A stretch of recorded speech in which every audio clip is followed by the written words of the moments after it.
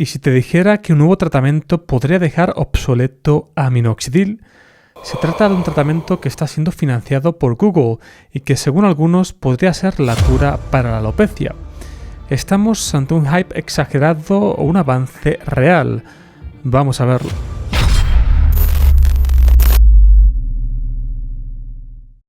Muchas personas en redes sociales están diciendo que Google ha descubierto la cura para la alopecia. Pero, ¿es esto cierto? Muchos de vosotros me habéis pedido que analice todo el revuelo causado por PP405, una molécula desarrollada y licenciada en 2018 por un equipo de investigación de UCLA. Según los resultados de los primeros ensayos clínicos, esta molécula aplicada de forma tópica puede reactivar los folículos pilosos dormidos sin efectos secundarios importantes. Lo cierto es que no pensaba hacer un vídeo al respecto hasta tener datos más sólidos, pero por demanda popular aquí estamos. Todo este boom viene por una inversión de más de $30 millones que ha hecho Google Ventures en Palate Pharmaceuticals, la empresa detrás de PP405, fundada por investigadores de UCLA. Evidentemente, el objetivo de esta investigación es lanzar al mercado este tratamiento. Como ves, la pregunta correcta no es si Google ha encontrado la cura, sino ¿ha descubierto UCLA la cura para la alopecia? De hecho, este fue el titular de un comunicado de prensa escrito por UCLA en febrero de 2025. Y ahora lo que cabe preguntarse es qué sabemos exactamente sobre esta molécula. Todo comenzó con una publicación científica donde se probó una molécula llamada UK5099 en ratones. Los investigadores descubrieron que bloqueando la oxidación del piruvato lograban despertar células madre dormidas en los folículos pilosos.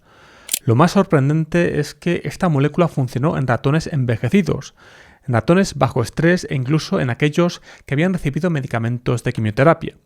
Este estudio sugirió que las moléculas madre del cabello no estaban muertas, sino simplemente dormidas, y solo necesitaban un estímulo para volver a activarse.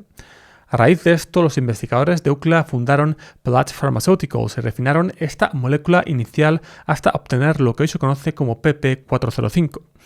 En 2023 se llevó a cabo un ensayo clínico de fase 1 con 20 hombres con alopecia androgenética donde los pacientes se aplicaron PP405 de forma tópica durante una semana. En este estudio se observó una activación estadísticamente significativa de las células madre del folículo piloso. Además, otro dato importante es que PP405 no fue absorbido por el cuerpo de forma sistémica, es decir, permaneció en el cuero cabelludo. En teoría, esto se traduce en menos efectos secundarios. Por cierto, si te preocupan los efectos secundarios de finasteride y dutasteride, acabo de publicar el libro más completo sobre este tema.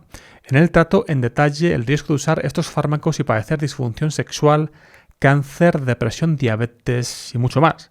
Si quieres tomar una decisión informada, este libro es una lectura obligada. Te dejo el link en la descripción. Entonces, PP405 sustituirá a finasteride o minoxidil.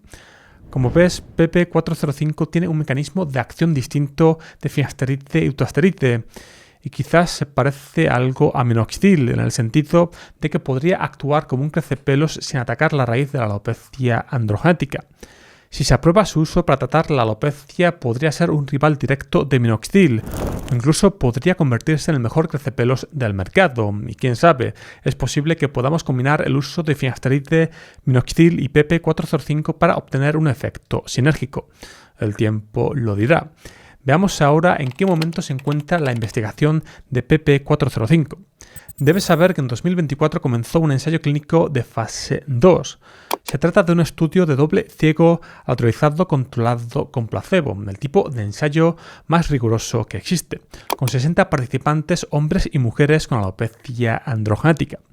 Como ves, de momento todo suena muy prometedor, pero hay algo importante que debes saber. Los resultados completos del ensayo de fase 1 aún no se han publicado en una revista científica revisada por pares. Solo se han presentado en congresos médicos. En cuanto al ensayo de fase 2, todavía no se han publicado los resultados.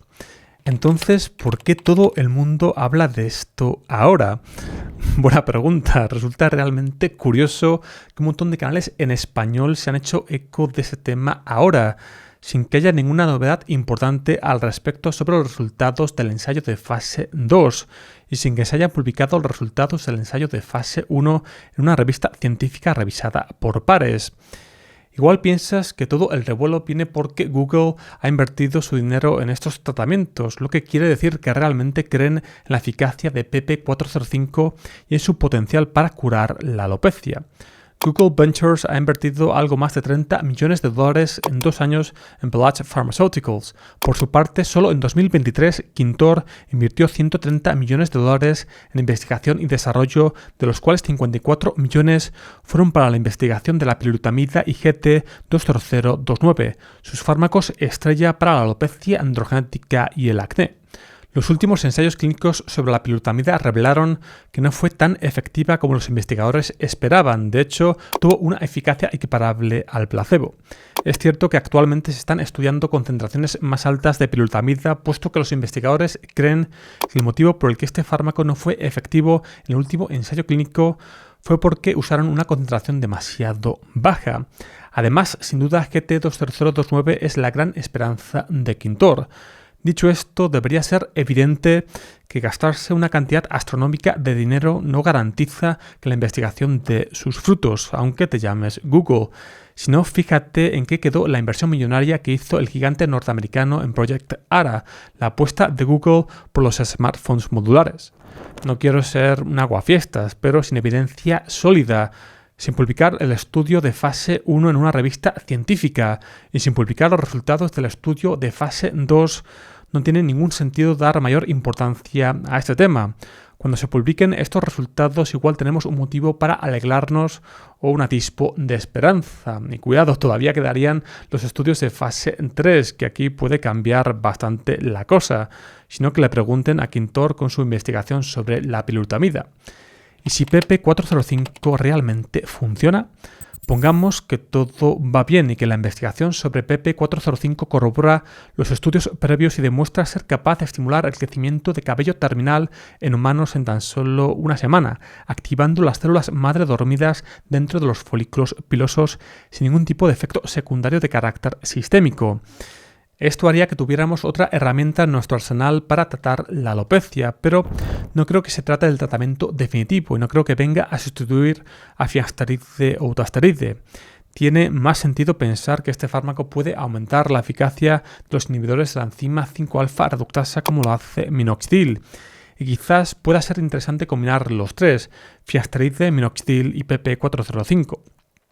Por otro lado, si todo va bien, este fármaco podría estar disponible entre 2027 y 2030. En fin, si quieres saber cuál es a día de hoy el fármaco más prometedor en la lucha contra la alopecia androgenética, tienes que ver este vídeo de aquí.